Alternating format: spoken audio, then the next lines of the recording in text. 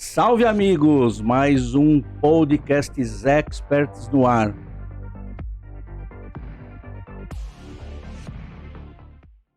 O podcast da Escola de Negócios Bootcamp. Aliás, o podcast de maior audiência da Escola de Negócios Bootcamp, sem dúvida nenhuma. É a escola que está aí transformando as pessoas. E nós somos um conteúdo fantástico dessa escola. Eu e meu irmão Andrade estamos aqui para mais um capítulo, mais um episódio, onde a gente está recebendo uma visita muito mais do que especial, mas eu vou deixar o Andrade fazer uma pequena introdução e depois a gente chama o nosso convidado. É isso aí, pessoal. É isso aí, Zé. Eu não sei nem se eu tenho vocabulário suficiente para fazer a apresentação desse nosso convidado. Nem roupa. Mas, vamos lá. Ricardo Tadeu Correia, que satisfação. Presidente da ABCFAV, né, da Associação Brasileira dos Cursos de Formação e Aperfeiçoamento de Vigilantes. Ele é proprietário também da Lotus, uma escola de formação e aperfeiçoamento de vigilantes. Foi também presidente da ABSEG, né? Gestão 2010-2012, se não me falha a memória. E é um grande prazer ter você aqui, Ricardo. O Ricardo é uma pessoa que de fornecedor passou a ser amigo, né? Então eu tenho muito prazer de estar recebendo você aqui no nosso podcast. Seja muito bem-vindo. Andrade, obrigado, boa noite a todos. Obrigado, Zé Roberto, pelo convite. Vocês elevaram bastante a régua, eu tô até com vergonha já, e mais responsabilidade, né, para participar aqui com vocês dos Experts. A gente vai poder falar um pouquinho desses 26 anos de trajetória. Eu venho do mercado de comércio, eu era dono de padaria, restaurante, casa noturna na década de 90. De repente eu me vejo dentro de um centro de formação, onde eu busco aprender. Foi exatamente no momento de nascimento da preparação desse vigilante, do profissional nosso hoje, que eu considero o maior responsável pela segurança privada. Isso acabou entrando no sangue, contaminou, e já são 26 anos aí formando, aperfeiçoando vigilantes e participando de várias entidades, como a ABSEG, a própria ABCFAV, entre outras, FENAVIST, SESVESP em São Paulo, a Breves, e hoje participando novamente da Comissão Consultiva da Polícia Federal através da ABCFAV, tendo voz ativa lá e defendendo os interesses dos nossos associados. Mas, mais uma vez, meu muito obrigado, é um prazer estar com vocês aqui. Um prazer te receber aqui. Ele trabalhou na Ideal Segurança, que é uma escola muito antiga, né, tradicional, década de 90, anos 2000, né, onde eu tive a oportunidade de fazer um curso de agente de segurança pela minha antiga empresa, onde eu trabalhei por quase 10 anos, na minha primeira empresa da área de transporte de valores, né, e eu fui fazer lá o curso de SPP, foi muito bacana. Um currículo desse é só a gente indo no chat GPT para fazer os caras não sabem, né? É isso que eu falo, Zé. Os caras acham que a gente começou por cima, né? A gente já fez de tudo nessa vida, né? Nós fizemos de tudo um pouco nessa vida, mas é isso. Ricardo, eu sou um cara apaixonado por treinamento, sou um cara apaixonado por capacitação. Eu acho que talvez essa seja uma dádiva que Papai do Céu coloca nas mãos de determinadas pessoas. A responsabilidade pela formação de pessoas, ela é uma coisa muito grata, né? É uma coisa que realmente faz bem à alma. Como é estar à frente de escolas de formação, formando tantas pessoas? Eu tenho uma pergunta de curiosidade inicial. Quantas pessoas já você formou? Você tem ideia desse número? Olha, essa estimativa nós fizemos recentemente através de uma revista também que nos perguntou isso. Eu acho que acima de 120 mil pessoas nesses 26 anos. Cara, eu considero uma sala de aula um palco para um artista. No meu caso, né? Eu acho que eu já conversei a respeito disso com você. Eu ganho dinheiro fazendo o que eu gosto. E hoje, menos entrando em sala de aula, mas quando eu tenho oportunidade, agora, essa semana mesmo eu tive a oportunidade, e esse novo momento do Ricardo me trouxe de volta às origens, porque recomeçar a vida aos 53 anos, e como é recomeçar que eu falo, não é recomeçar em todos os aspectos, mas recomeçar com uma marca nova, um selo novo, querendo colocar esse selo onde eu coloquei as minhas antigas escolas. Está sendo uma missão bastante pesada, forte, mas me obriga a voltar para a sala de aula. Por quê? Porque é importante ter o feedback do aluno, não só com o conteúdo do instrutor, mas o conteúdo, se a sala está confortável, se a cadeira está confortável, se a iluminação está confortável, se a minha lousa digital corresponde à expectativa dele, enfim. Então, eu acredito hoje que realmente seja mais ou menos isso, em torno de 120 mil homens preparados. E é como eu te falei antes, contaminou, né? A segurança, eu não venho de uma área militar, eu aprendi a fazer segurança privada dentro da segurança privada. Então, foi um momento que surgiu, nasceu a Portaria 992, em 1995, que traz os primeiros currículos do vigilante, traz lá o egresso do serviço militar, que tinha o benefício de fazer o VSPP. Eu acho que você entrou até nessa seara. Provavelmente, né? Provavelmente. Então a gente tinha essa demanda de, às vezes, você está falando com um vigilante de 4ª série, Sim. né, que na época era muito comum, e onde às vezes você falava com um profissional que já tinha tido assim, um conhecimento, uma técnica, uma habilidade adquirida, um know-how adquirido dentro da sua atividade, principalmente exército e polícia, e ali você tinha que aprender. E eu lembro, e a minha área sempre foi vocacional na área de segurança pessoal, que um dia um aluno virou para mim, Zé, e falou assim: o senhor fez segurança pessoal de quem? Ah, lá tá. O senhor sabe muito. O senhor fez segurança pessoal de quem? Eu falei: de ninguém. E aí caiu minha ficha. Eu falei: alguma coisa está errada. Porque não adianta eu ser altamente teórico, embora didata, mas eu tinha que buscar essa experiência. Aí é quando eu me desligo, fico 3 anos fora da atividade de sala de aula, vou para uma empresa de segurança, atuo dentro dessa empresa de segurança em várias áreas, operacionais, administrativas, comerciais, e ali eu começo a ganhar bagagem e entender o outro lado da moeda. Né? E aí quando eu volto em 2011, para a minha primeira escola, eu já volto com uma experiência, uma expertise muito mais avançada, porque eu comecei a enxergar e pensar como o meu aluno pensava, não só orientando, ensinando e tentando aplicar aquilo que eu achava que era o correto. Então foi bem bacana. Legal. Ao longo dessa experiência, são 25, 30 anos, eu 26, entendi. 26 anos, no momento. quase. Mas vai chegar lá. Menino, 53 anos de idade. Menino, Quem tem 53 anos de idade é um menino. Nós temos aqui de experiência, mas vamos para lá. Você, com esse aprendizado que você teve, com essa evolução sua profissional, inclusive, ao longo desses 26 anos, você preparou aí 120 mil, 125 mil vigilantes. Como é que isso vem evoluindo ao longo do tempo? Porque há 25 anos atrás, eu diria que o respeito aos direitos humanos, direitos fundamentais, racismo, quantos problemas a gente vê na abordagem dos seguranças em termos de racismo, homofobia. Bom, acho que você tem suficiente experiência para entender qual é o tipo de pergunta que eu quero colocar. Como é que você vê essa evolução ao longo do tempo no preparo nessa formação desses vigilantes, dessa categoria profissional que é tão importante no modelo Brasil de segurança, certo?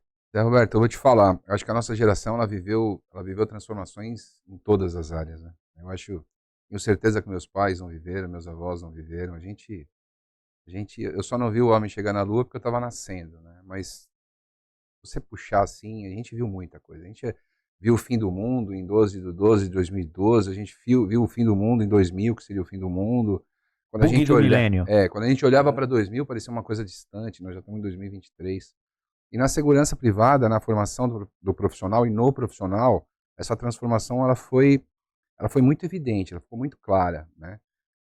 Como eu disse, quando eu entro no mercado em 97, a formação do vigilante realmente era 4ª série. Mão para trás, cabeça baixa, algodão no rosto, se grudasse um pelinho. Isso aqui não existia nunca.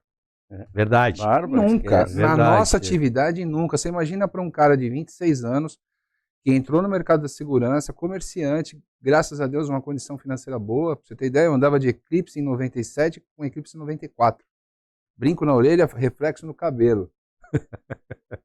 Eu chegava para falar com coronéis, que era no nosso mercado, policiais, militares, policiais civis, coronéis, sargento, tenentes. Essa era a franquia administrativa do nosso setor, né? E o pessoal olhava e falava: não, você tem que surfar, Você está no ambiente errado. Você está no lugar errado. Cadê a totalmente errado. Teu carro é errado, teu cabelo é errado, a sua roupa é errada. Né? Eu chegava com Canon, chegava com tênis Nike na época, o cara olhava e de calça social, que hoje voltou a ser moda, né? A gente já tinha essa prática, porque era uma prática de rua, prática de padaria. Eu ia para os shows, eu ia para a casa noturna daquele jeito. Então, na segurança privada, eu vejo que a gente passou por uma transformação muito grande e muito positiva. Por quê? Porque quando você traz a legalidade, você traz a obrigatoriedade de uma qualificação de um profissional de chão de fábrica, que é o vigilante, e você tem um perfil educacional de 4ª série, e quando eu falo isso, não é pensando em São Paulo, é pensando no Brasil, porque a lei é federal, a mesma lei do Rio Grande do Sul está lá em Rondônia e passa por São Paulo, passa por Minas. Então, para você ter um vigilante lá em Rondônia, nesta época, com mais do que a 4ª série, o cara ia ser qualquer outra coisa. Não ia ser vigilante. Né? E em São Paulo, idem. Então, quando você chega em 99, que eu falo sempre que a virada do milênio para a gente, na segurança, ela teve um fator muito importante. É quando surgem os cursos de gestão nas universidades. Então, você começa a fomentar uma qualificação da metade para cima da régua, quer dizer, dos supervisores, dos coordenadores para cima, você passa a ter uma formação acadêmica. E essa formação acadêmica, ela eleva a régua, porque ele começa a enxergar, o contratante começa a enxergar que o preço de um vigilante de 4ª série é o mesmo de um cara com nível médio, com ensino médio. E que a barba não é tão importante, que o cabelo não é tão importante, que a altura não é tão importante, porque nessa época, Zé Roberto, a gente tinha lá o vigilante Pompuma, né? Que era o cara quadrado, grandão, miolo mole e cascadura. O vigilante de anúncio, né? Você entendeu? Esse era o vigilante de mercado. O pessoal não tinha outra preocupação, porque a arma do vigilante era cara feia. Só que isso evolui. Isso você começa a levar a régua da gestão, essa gestão começa a entender que ele tem que se cercar de uma resposta que não é armada, ele tem que se cercar de um profissional que ele é qualificado aqui e não aqui. E aí a gente começa a ter uma mudança a partir de 2000. Então, o contratante fez a diferença na segurança privada. E é exatamente quando o mercado sai do número de vigilantes para a EBITDA. Porque antigamente você falava, sua empresa é grande? Eu tenho 5.000 homens. Pô, tua empresa é grande. Tem resultado? Não, aí é outra pergunta, você tem que perguntar. Exatamente. É verdade, é verdade. A resposta minha, estou na operação. Exatamente, você entendeu? Então, assim, quando você eleva essa régua da alta gestão, o cara fala assim, olha, eu tenho 1.500 homens, chamo meus funcionários pelo nome, tenho um resultado de X, meu EBITDA é Y, estou feliz, não quero aumentar. Então, você começa a ter uma mudança de estratégia, uma mudança na operação, e automaticamente isso reflete na formação do vigilante. Então, a gente tem um boom de mercado nas escolas, que é o quê? Começaram a contratar um profissional com melhor qualificação. Então, aquele com baixa qualificação educacional, ele começa a ser expurgado naturalmente do mercado. Existe até hoje? Existe. Eu falava sempre em sala de aula, só para a gente concluir isso, a minha mãe estudou até a 5ª série. Minha mãe fala francês até hoje. Porque lá em 1900 era francês. A escola escolhia o francês ou o inglês. E latim. Ainda tinha o latim. Meu pai chegou a fazer... E até a 5ª série falava. Não sou desse tempo, Andrade. Meu saudoso pai, Zé Andrade, né? A quem eu herdo o nome, né? José Ferreira de Andrade Neto. É porque ele era José Ferreira de Andrade Júnior, fez francês e fez latim na escola. Na minha escola tinha francês também. Passei por isso. Então, e assim, a 5ª série dela deu uma condição para a área educacional grande. Então, assim, em 1983, quando os legisladores escreveram a Lei 7.102, que agora completou 40 anos, dia 20 de junho, que infelizmente até hoje não mudou, e depois a gente vai falar um pouco do estatuto, a 4ª série valia muito. Valia muito. Só que aí você começa a perder. Né? Você tem um dinheiro parado dentro do guarda-roupa, desvalorizou. Então, a 4ª série desvalorizou naturalmente. Então, começou a surgir esses profissionais com nível ensino médio, alguns com nível superior, que daí eles tinham uma trajetória, queriam buscar uma trajetória para elevar o seu conhecimento aplicado realmente na operação. Então você tem toda essa transformação. E eu tive o prazer de viver e vivo até hoje toda essa transformação. Essa evolução toda, né? Eu tenho um amigo que me pediu assim, recentemente, quero fazer um curso de vigilante. Quem é esse maluco? Só deve ser você, né? Quem é esse maluco? Aí eu falei, cara, é legal, mas assim... Bora fazer os dois, então. Então, assim, é bacana, não desmereço, e pelo contrário. Mas, assim, não dá, porque já sabe muito. Então, você vai ter um conflito natural na sala de aula. A profissão é nobre do vigilante. Sim. Porém, o que você está comparando é realmente com a formação onde já chegou. Sim. E ele está galgando. O vigilante tem tudo para chegar até ser o dono da empresa. Sim. Quantos casos a gente sabe que tem? Eu fui fazer gestão para entender gestão de segurança em 2008 e 2010, na Uniban. Aí cheguei lá e encontrei um monte de amigos professores, que eram meus professores. Ferreira, que era da Blue Angels, e outros mais. Suane. Os caras me usavam como um exemplo. Então, quando tinha um aluno que tirava uma nota acima da minha, puta, virava gozação. Porque eu entrava com uma obrigação de Pelé, num jogo de várzea. E fazer gol de bicicleta. Exatamente. Então, ou você se supera, e não tem como, você não está ali para se superar, você está ali para buscar entendimento, não é nem conhecimento. E a gente aprende a cada dia, né? Nós estamos aqui aprendendo a cada dia. Não tem essa de que chegou, já é o Pelé, não. Nessa profissão, principalmente. Toda essa evolução que você falou, né? Você tocou num ponto que eu acho que é importante, né? Você falou do novo estatuto, né? PL, que está aí em fase de freezing, né? Total. Eu tenho umas considerações particulares, mas enfim, não é essa a minha pergunta, mas já que você tocou nesse assunto, a nova portaria da Polícia Federal, né, a 18.045, ela tem o que de novo no teu nicho, para a escola de formação? Eu sempre fui um cara muito crítico com relação à formação dos vigilantes. E acho que a gente já teve essa conversa.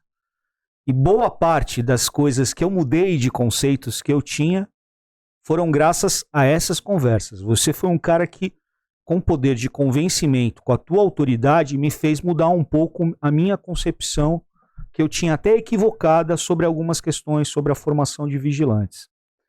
Então eu queria que você explorasse um pouquinho mais sobre essa questão da nova portaria, o que implica, o que melhora, como que você vê do ponto de vista futuro a formação dos nossos vigilantes.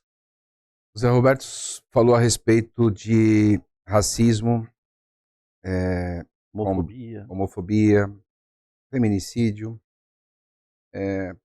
qualquer tipo de preconceito, né? Então, quando a gente fala da lei, a gente fala de uma lei de 40 anos, mas veja só, a nossa portaria já estava com 12 anos.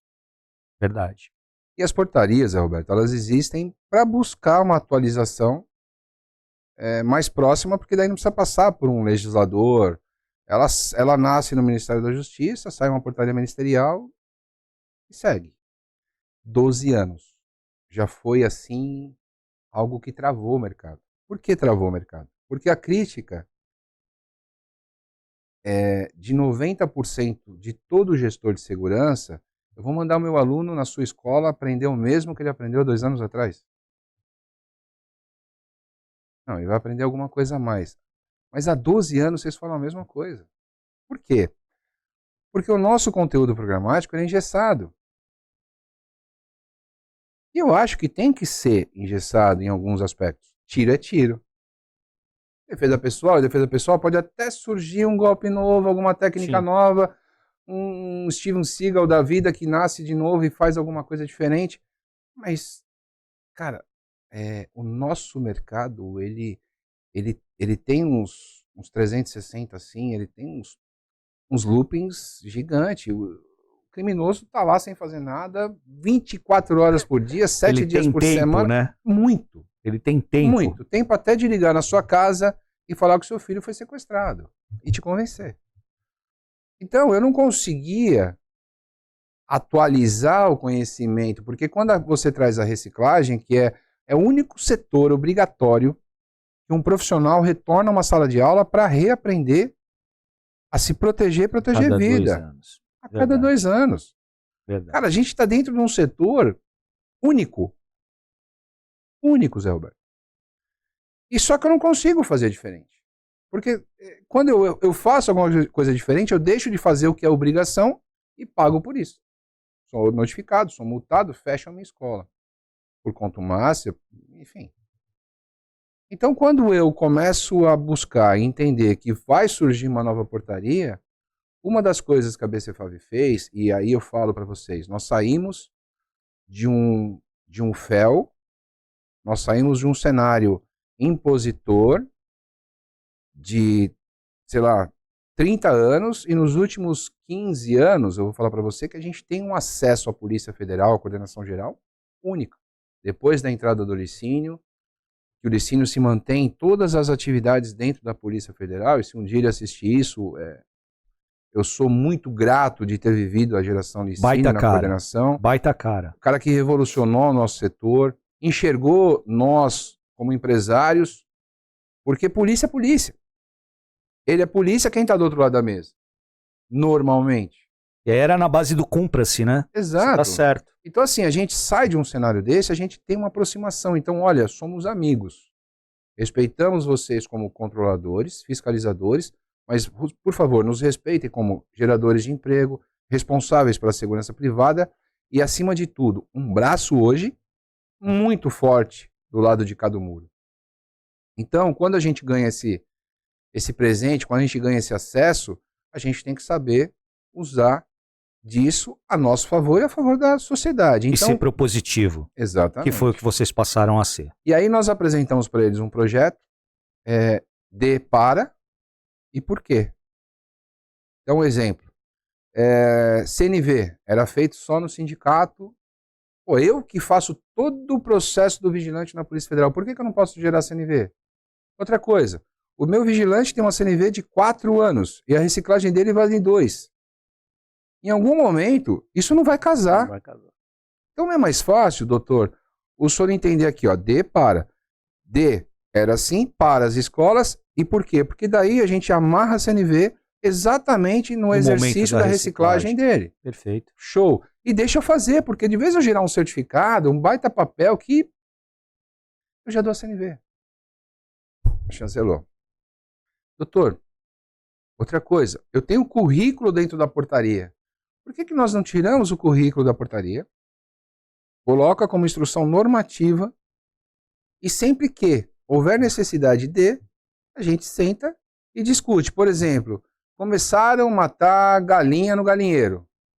É uma atividade legal? Então vamos trazer isso para dentro do currículo? Vamos. Então vamos ensinar o vigilante a proteger o galinheiro.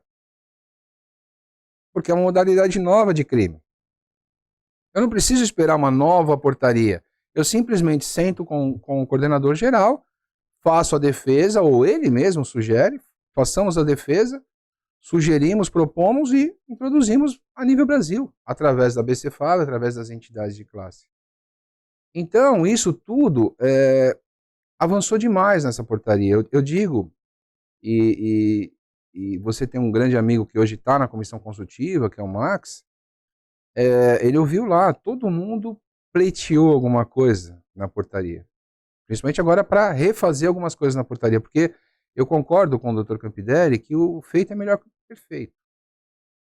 Então, não dava para você esperar mais um ano, mais um ano, mais um ano, mais um ano. Você tinha que fazer alguma coisa, solta. E agora a gente ajusta. A calça está comprida, faz barra. Está larga, faz uma pensa. Dá uma ajustadinha e vamos para frente. Não dá para você ficar esperando um modelo que você vai entrar como perfeito para você. Não vai ser perfeito. Até porque nós temos vários pés e o cobertor é curto. Né? Então, quando você tem esse cenário, nessa reunião, todo mundo pleiteou e quando ele vira para a BCFAV, ele fala, e aí, e a BCFAV? Eu falei, doutor, eu não tenho o que falar. Ele falou, só vocês mesmo conseguiram tudo. Mas por quê? Porque nós fizemos uma lição de casa, eu considero muito bem feita. E foi feita, Zé Roberto, a várias mãos. A BCFAV hoje, ela não é uma entidade do presidente. Deixou de ser há 6 anos. Ela tem uma história, é a segunda entidade mais antiga do mercado, nós só perdemos para a Breves, com grande orgulho. Mas hoje ela tem representante em todos os estados da federação, tem uma diretoria super atuante, e assim, a participação de 120 associados full time. Então hoje, tudo aquilo que a gente apresenta, a gente valida dentro de um corpo, para daí sim apresentar para a Polícia Federal. Então, fora isso, nós tivemos a participação, por exemplo, da formação dos instrutores, que não existia. Sugerimos, e recentemente ele aceitou, e vai nascer o Enem da Segurança Privada. Olha, então eu acredito que daqui a um ano e meio, a cada sala de aula, a própria Polícia Federal vai tirar 2 alunos por amostragem e vai dizer, olha, você vai entrar nesse aplicativo e vai fazer uma provinha aqui simples, mas, e assim, essa nota não é do vigilante, essa nota é da escola. Que legal. Então isso a gente começa a elevar essa régua. Sobe o sarrafo. Exatamente. Você acredita que com essa maneira de atuar, né, em relação a essa posição da associação perante aí, por exemplo, a Polícia Federal, né? Isso já é uma evolução no relacionamento. A gente entende que esse setor é muito forte no PIB do Brasil, arrecada muitos impostos. O setor tem que ser respeitado também por isso, não só por isso, mas também por isso. Então vocês têm que ter realmente uma voz ativa e bem forte. Esse depara que você propôs, achei muito interessante a maneira que foi colocado. É aí que você consegue evoluir o ensinamento, por exemplo, da evolução mesmo dos direitos humanos, que eu acabei de falar agora há pouco, e de trazer novos, vamos dizer, uma injeção de ânimo na grade, novas matérias, novos currículos para o pessoal se formar, porque eu entendo que tem um padrão, tá certo? Que você tem que seguir. Mas o que é permitido, você atendo o padrão, mas eu faço um plus, eu faço uma formação complementar para esse vigilante. No Depara você conseguiu por aí esse caminho? Isso nem cabe no Depara, isso cabe no bom entendimento da empresa de segurança. E o grande problema é ela não compra isso. Hoje a reciclagem só existe porque ela é obrigatória por lei. Se não fosse, não existiria. Não existiria. Então assim, se eu colocar uma azeitona nessa pizza, eu não vendo a pizza porque essa azeitona vai custar.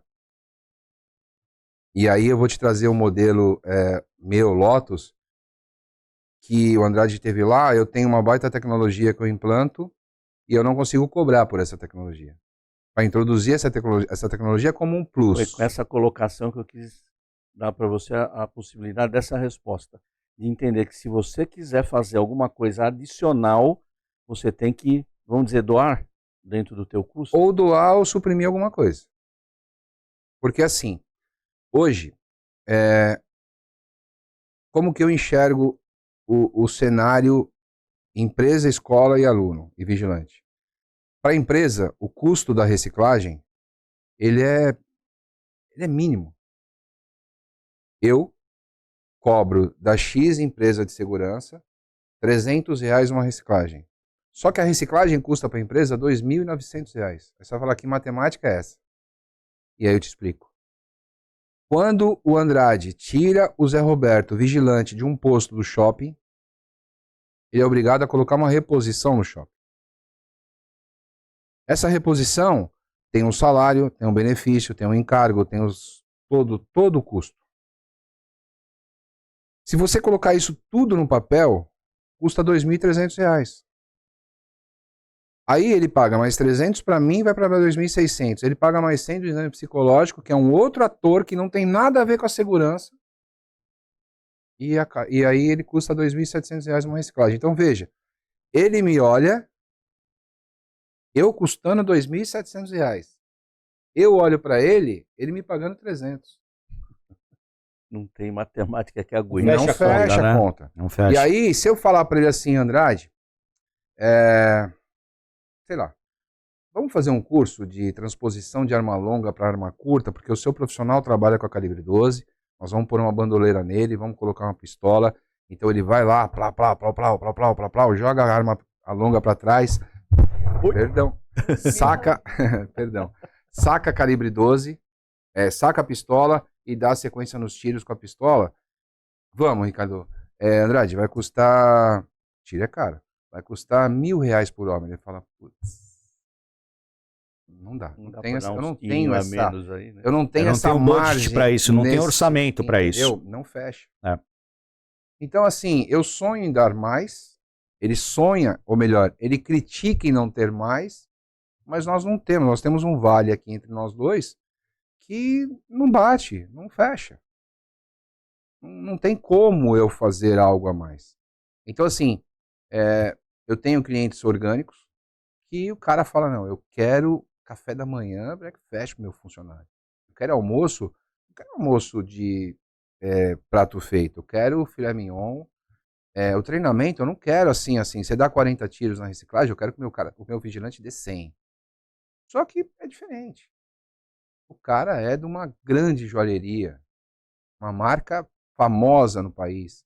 Ele sabe o quanto vale a segurança dele. A segurança dele, ele vende na joia dele como um diferencial quando o cliente entra na O loja. valor agregado dele, né? Sinta-se tranquilo na minha casa. Exatamente. Exatamente. Então, assim, existe esse cenário. Então, hoje, nós ajudamos a desenvolver uma tecnologia que eu falo para você, vai ser a grande marca dos próximos 5 anos dos centros de formação. E rapidamente eu vou trazer uma leitura para vocês. Em 2018 eu fui procurado por um argentino maluco que diz assim, olha, eu tenho um simulador de tiro top. Tá. Fui lá e realmente top. Mas todo simulador de tiro é um PlayStation. Aí eu digo a ele, quanto custa? Ele fala $100 mil. Eu falei, puta, legal. Top mesmo. Bacana. Infelizmente eu não posso te ajudar. Um abraço. Vocês são várias escolas no Brasil. Eu falei, deixa eu te falar uma coisa, eu dou X mil tiros por mês. Não vale a pena, eu não tenho aonde vender isso. O meu cliente não compra isso. Você me ajuda, então, a fazer alguma coisa? Eu falei, ajuda. Primeiro você vai fazer a sua lição de casa, traz algo economicamente viável para nós. Tá bom? Tá bom. Aí ele sai dos Estados Unidos, que era a tecnologia que ele tinha, vai para a Europa, cai na Alemanha e descobre uma tecnologia melhor, no meu entendimento, e muito mais barata. Com hardware baixo, software baixo, aplicação super reduzida, com um cenário que responde, e aí ele volta, senta comigo e diz, olha, reduzi para $150 mil. Cerca de, sei lá, $30 mil. Falar, Brasil, amiguinho, não tem jeito. Volta lá e faz a sua lição de casa. Mas o que eu faço? Eu falei, eu não preciso de copo de cristal. Pega copo de massa de tomate. Porque o importante para mim tá aqui dentro. E se marcar bobeira, tira o copo, vamos beber na garrafa. Você entendeu? Ah, entendi. Então não precisa nada disso. Aí ele vai e me traz um sistema a $50 mil. Viabilizou. Não tanto. Muda de figura, mas viabilizou. Aí qual que é a minha lição de casa, Zé Roberto? Eu chamo a Polícia Federal, Dr. Licínio na época, trago eles a São Paulo, mostro o simulador com uma solução de economia, qualidade no treinamento e segurança. Aí ele fala, mas qualidade como? Olha, eu tenho lá fora 80 alunos. O senhor vai lá, escolhe 40 e 40 e traz para dentro. 40 o senhor vai trazer para cá e 40 nós vamos levar para o stand de tiro, como é o padrão. E eu quero que o senhor acompanhe, tá bom? Vamos lá com 40. Stand de tiro, arma, munição, tiro, pau, voltaram. 62,7% de aproveitamento. Os outros 40. Nós substituímos 16 tiros, 40% dos tiros, multiplicamos por 10 virtual, então nós demos 160 tiros virtuais com cada um, toda a correção feita na parede. Saíram de lá, foram para o stand, aproveitamento 87,1%. Isso eles enxergaram. Feito ali, em loco. Bom, eu tenho a qualidade. Segurança não preciso nem falar. Cada tiro que eu dou dentro do meu stand é 1 segundo da minha vida que eu perco. Porque é um estresse. Para mim, dono da empresa, para os meus instrutores, para o próprio aluno. Então, segurança impacta. Aí eu falo do custo. O ano passado nós demos 22 milhões de tiros. Guarda esse número. 22 milhões de disparos de tiro. Quando eu procuro a CBC, eu digo, olha, eu sou responsável por 22 milhões de tiros. Ele vira para mim e fala assim, e? Nesse mar só eu nado. Amigo, Oligopólio. Se eu não te salvar no meio do mar, olha, o próximo e barco... não reclama não, Ricardo, senão vai ter, o ano que vem vai ter metade dos tiros para você dar. Tá? Não, aí olha o que acontece, história guerra. Aumentar o preço. História guerra. Tudo que tinha de material bélico, não tem pólvora. Então assim, começou a ter falta de tiro nas escolas. E aí me obriga a chegar neles e falar, tá vendo? Como é importante eu ter um virtual. Aí eu mostro a economia. E aí, quando eu falo de 50 mil reais um equipamento desse, se eu pegar uma escola hoje que dê 5 mil tiros, uma escola no Acre, pequena, 5 mil tiros por mês, 60 mil tiros por ano, conta de português, a R$5 cada tiro são 300 mil reais. Se eu economizar 40% disso, eu estou falando de 120 mil reais ano. Eu compro 2 equipamentos desses por ano numa escola pequena. No terceiro ano, essa escola está tendo lucro. Isso é maravilhoso. Lucro que ele vai embutir, vai jogar para você, cliente, vai jogar para o aluno particular. Você entendeu? Então, assim, é um resultado que desce cadeia. E tem mais uma coisa que eu descobri recentemente num insight que eu tive. Eu falei, caramba, fui lá fazer a conta. Se eu economizar hoje 10 milhões de tiros, que é o cálculo que eu faço, sabe quanto eu vou estar jogando menos de chumbo no ar? 90 toneladas. SG na veia. Isso é SG.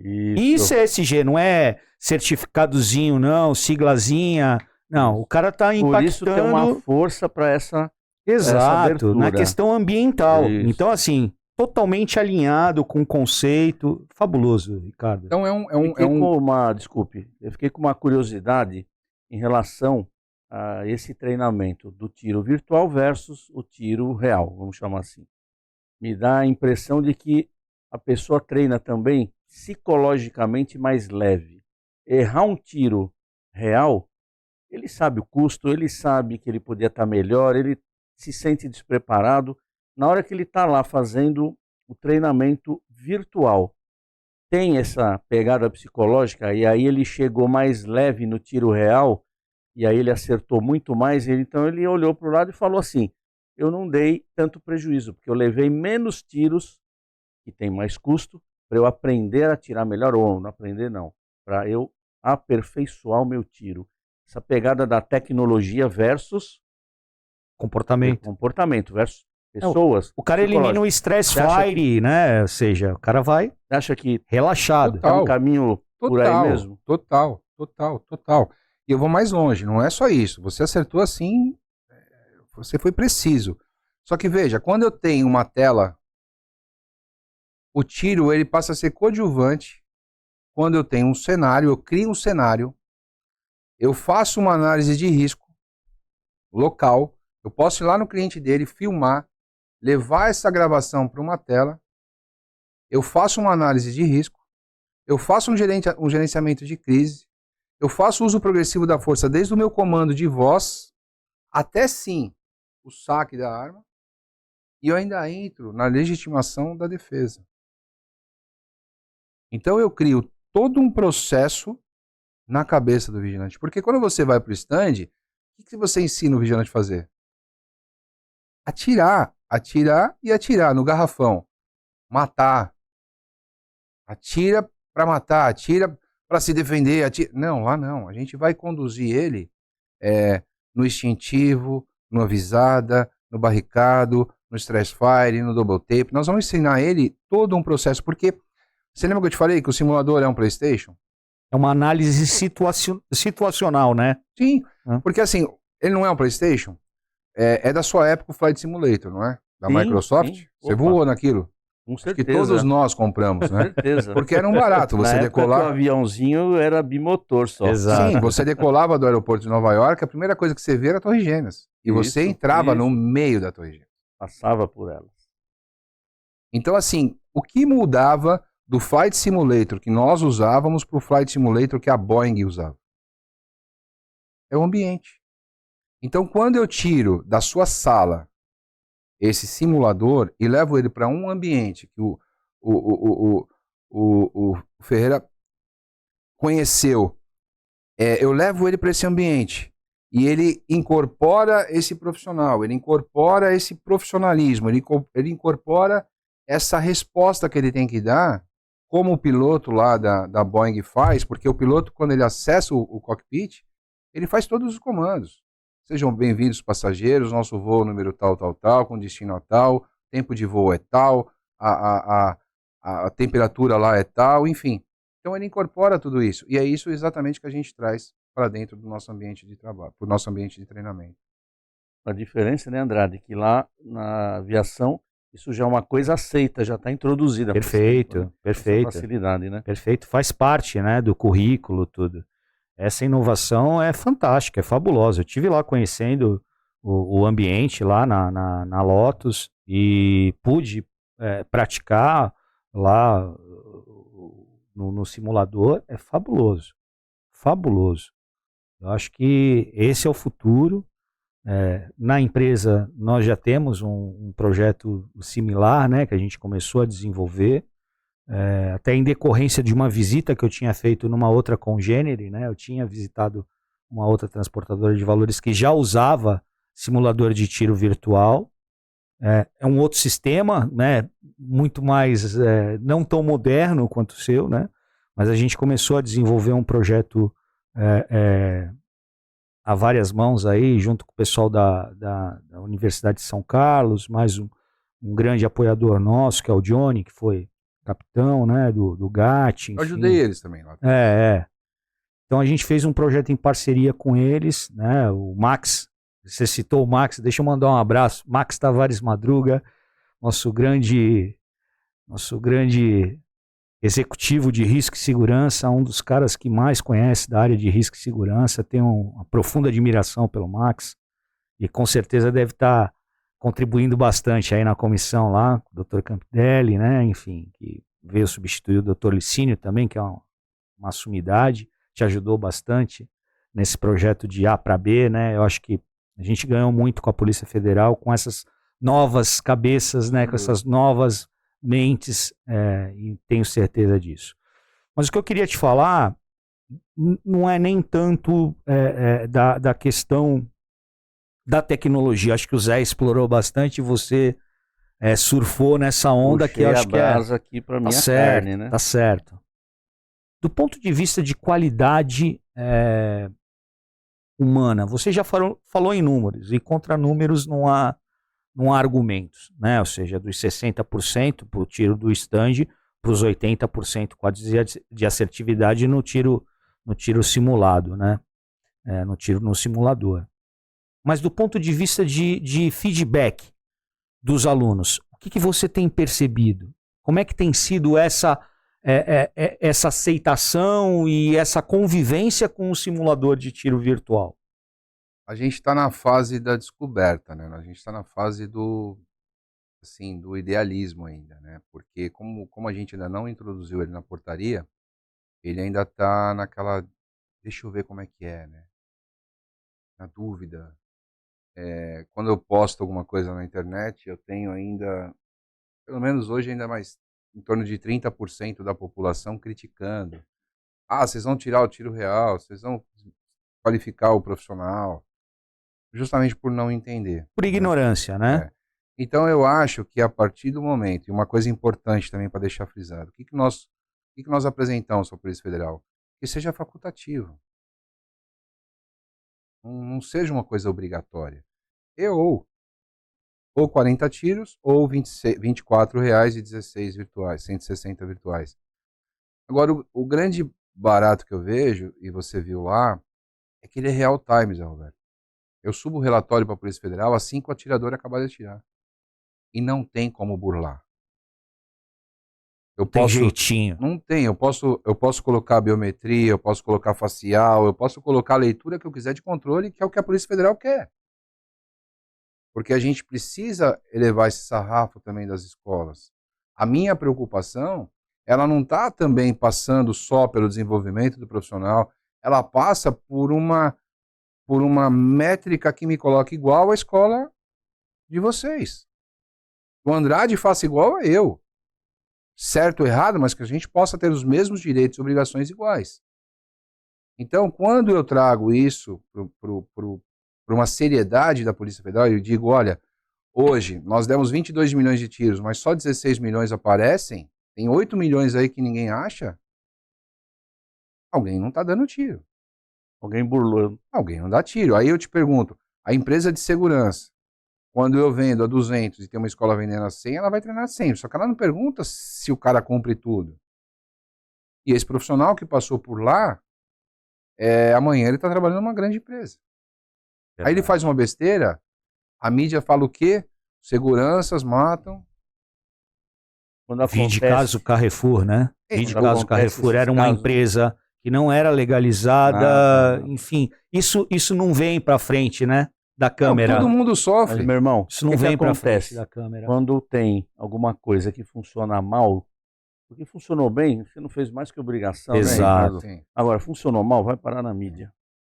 Só dar um toque aqui, nós vamos pro final, a etapa final do nossos experts. Nem senti passar. Quando Ricardo, a gente... Não, tá tão bom. Foi muito bom, né? Muito bom. Tá sendo muito bom. Mas ainda dá tempo, com calma, de você fazer uma colocação. Nós temos aqui uma hora que a gente fala assim, Ricardo, pega essa visão. Eu ia puxar a visão para essa coisa da tecnologia, essa coisa psicológica, essa abordagem que você deu muito bacana dessa experiência do tiro virtual versus o tiro real. Eu achei muitíssimo interessante. Mas eu vou deixar a pegada de visão para você e a parte final da pergunta para você. Depois você faz o fechamento com o nosso querido amigo. Então chegamos no momento, né? O momento pega a visão.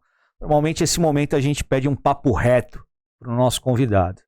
Eu vou tomar a liberdade de fugir um pouco desse escopo dessa nossa conversa, né? Eu não vim com essa camiseta à toa, telespectadores. Não veio com as experts, né? Hoje, ó. Hoje estou com a camiseta Atitude, porque esse cara é um cara inspirador. É emocionante o quanto ele inspira pessoas sem talvez nem ter a dimensão do quanto isso é impactante e isso é significativo. Ricardo, conta um pouquinho para mim, como é que é o teu desafio diário? E eu acompanho você sabe que eu te acompanho, porque eu sou teu fã. Obrigado. Como é que é esse desafio diário de ir para academia, de fazer atividade física, tendo a rotina exaustiva de executivo, né, de dono de escola, de participando de tantas entidades como você participa, viajar como você viaja? Eu tenho em você um espelho, cara. Obrigado. E te admiro muito por isso.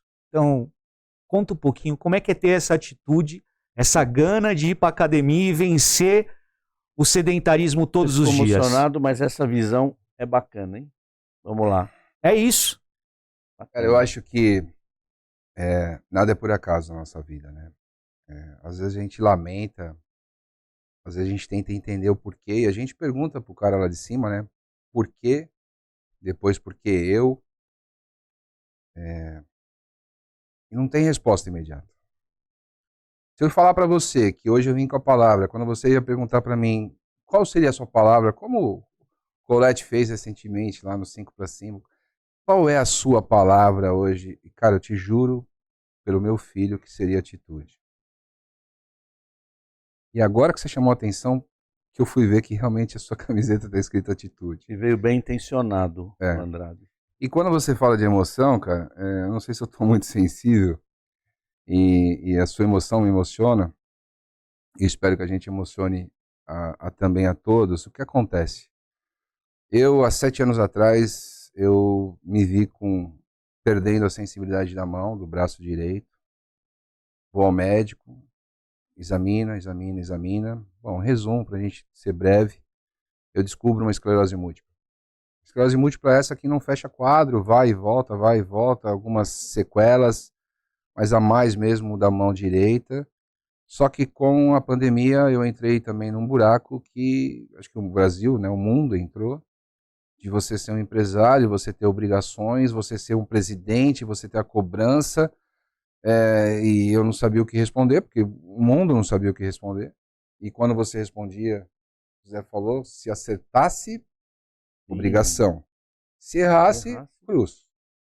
Manchete da capa. Cruz total. E aí eu começo tive lá mais 3 sequelas, e a esclerose múltipla era uma doença desmielinizante, ela ataca a mielina, Então, para quem não conhece, é mais ou menos como um fio desencapado na sua medula ou no seu cérebro.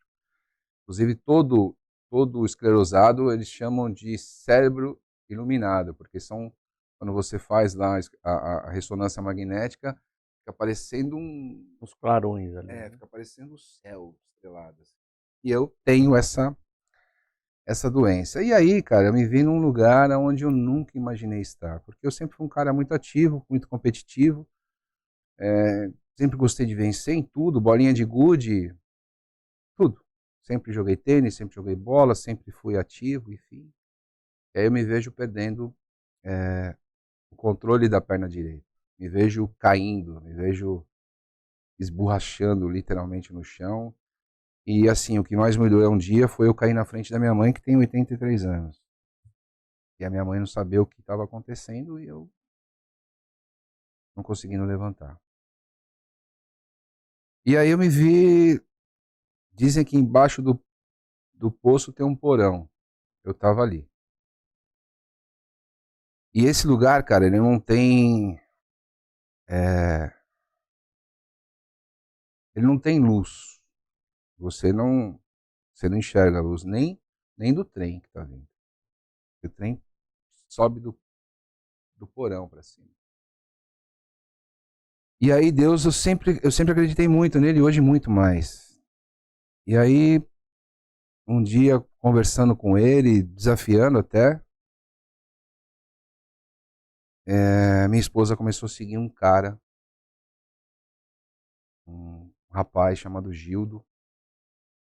Inclusive, acabou de confirmar aqui, vai ser um palestrante no meu evento agora em setembro, da cadeira de rodas pro Ironman. E esse cara me inspira. Me inspira porque você vê o vídeo do cara todo ruim, todo destruído, e fazendo um Ironman, irmão. 180 quilômetros de bicicleta. O que você vai arrumar de desculpa depois de ver? Não tem como. Não dá para ser diferente. E é mais ou menos assim. Deus falou assim para mim, luz, se liga. A luz é você. Sai desse buraco, levanta e vem embora, vem comigo. Tá aqui minha mão, vem junto. Levanta e anda. Levanta e anda. Literalmente isso. E uma coisa que eu aprendi é um passo de cada vez para a mesma direção. Você tem que ter uma direção. E aí, o sonho dele era ir para Brasília participar de um congresso. Minha esposa falou, ajuda ele. Entrei no Instagram, naquela época eu era um quadrúpede high-tech. Mandei lá, tudo bem, presente. Meu nome? Mandei meu nome, tudo bem, meu nome é tal, queria te ajudar. 7 horas da manhã, esse cara pimba. Poxa, eu preciso falar com você e tal, não sei o quê. Eu já tinha uma rede social, política, num lugar também que a vida me colocou. Eu acho até que eu fui merecedor, sou merecedor, porque eu luto, né? Não tô ali de bobeira. E aí eu falo, olha, cara, eu vou te pagar a passagem para você ir para Brasília. Aí ele virou para mim, Zé, e falou assim, vem junto. Você é um cara influente, vem junto. Eu falei, cara, eu vou. Eu vou a Brasília toda semana. Eu vou. E fui. Aí cheguei lá, participei do congresso de esclerose múltipla. Esclerose múltipla para mim era um bicho papão que eu não consigo dimensionar. Minha psicóloga falava assim, imagina um monstro grande. A única coisa que você tem que falar para esse monstro é que você é pequeno diante dele. E eu fui pequeno diante dele 4 anos. E quando eu começo a entender quem era esse bicho-papão e que ele usava uma roupa que não era dele, e começo a ver que é a segunda doença que mais evolui no tratamento, só perde para o câncer. E de todas as doenças neuro, é a que menos dá impacto. Porra, você tem ela? Todo mundo pergunta, inclusive, você tem ela? Eu falo, não, pelo amor de Deus. Ela não. E você vê aí, definhando. Então você vê que tem tratamento. Então eu saio de lá, Zé. Cara, minha esperança, em resumo, eu vou pro 18º andar, na cobertura, e sento do lado da piscina. E falo, não, é aqui que eu quero estar. E aí eu começo a aprender com esse cara, dizendo, olha, você não tem que pensar no hoje. O hoje você já tem. Hoje é presente. De Deus já é seu presente. Pensa no amanhã. Como é que você quer ser com 60 anos, com 70 anos, com 80 anos, se Deus quiser, com 90 anos? Você tem que andar, você tem que se locomover, você tem que exercitar, você tem que... E, cara, não é sentado no sofá, lamentando, chorando as pitangas. E essa doença, ela tem um gatilho muito interessante, é o emocional, cara. É um gatilho, assim, errado. E o meu momento, foi um momento, inclusive até janeiro passado, foi um momento de looping constante. Só que eu já estava mais preparado. Hoje eu vou para a cama preparado para administrar os problemas. E aí, isso que o Andrade falou, o que é, cara? Eu começo a contrato um personal. Ah, detalhe. Ferrado de grana, né, cara? O mundo... Só que eu descubro que a esclerose múltipla, por exemplo, ela cobre um seguro do meu apartamento, que eu tenho um financiamento com uma pilha de parcela desse tamanho. Pô, se eu gastava X mil reais de parcela, eu não pago mais nada, eu pego esses X mil reais e vou investir na minha saúde. É o acordo que eu tenho com a minha esposa. Ó, nós ganhamos o apartamento. Só que esse dinheiro eu vou usar para o meu bem-estar. E aí eu começo, personal, fisioterapeuta, 2 vezes por semana cada um deles. E aí o Andrade me acompanha, como eu acompanho ele. E aí eu tô lá, surfo na bola, né, puxo um pouco de ferro, tento caminhar na linha fina, na linha estreita. E, cara, é top demais, cara. É top demais porque, assim, eu falo pro Gildo, outro dia ele apanhou num grupo aí, eu falei pra ele, até mandei um vídeo. A gente não sabe pra quem a gente tá fazendo bem. Então, se eu tô te tocando, cara, e espero tocar muita gente, eu acho que esse é o nosso papel. Eu acho que esse é o porquê de eu passar. E aí vem todo um lado religioso, né? Eu fui católico 50 anos de idade, 50 anos da minha vida. Aí meu filho vai para uma igreja, torna um evangélico, um cristão, uma igreja totalmente diferente, sem fundamento religioso, mas sim a palavra. E aí um dia eu vou lá, cara, vou lá e falo, pô, deixa eu ver o que estão fazendo com meu filho. Cara, e me apaixonei pela igreja, me apaixonei por Deus, me apaixonei por esse momento. E aí eu caso todos esses princípios, né? De uma mudança de vida profissional, que é um recomeço, uma mudança de vida pessoal, porque eu preciso pensar no amanhã, uma mudança de vida religiosa, porque eu começo a encontrar na Bíblia algumas respostas que eu procurei saber do porquê primeiro, né? E lá está escrito o porquê não. Senão não teria essa possibilidade toda da gente... Foi bom para você esse papo reto? Diria o seguinte, para a gente encerrar. Um dia eu conto a história aqui do meu neto com a minha filha, que é uma doença super rara, chamada Tay-Sachs, e quando ela descobriu, a gente tomou um choque porque é uma sentença de morte. Essa doença porque não tem cura, não tem tratamento. Ela falou uma frase assim para mim: pai, diagnóstico não é sentença. O que você disse nas entrelinhas foi isso. O teu diagnóstico não foi tua sentença.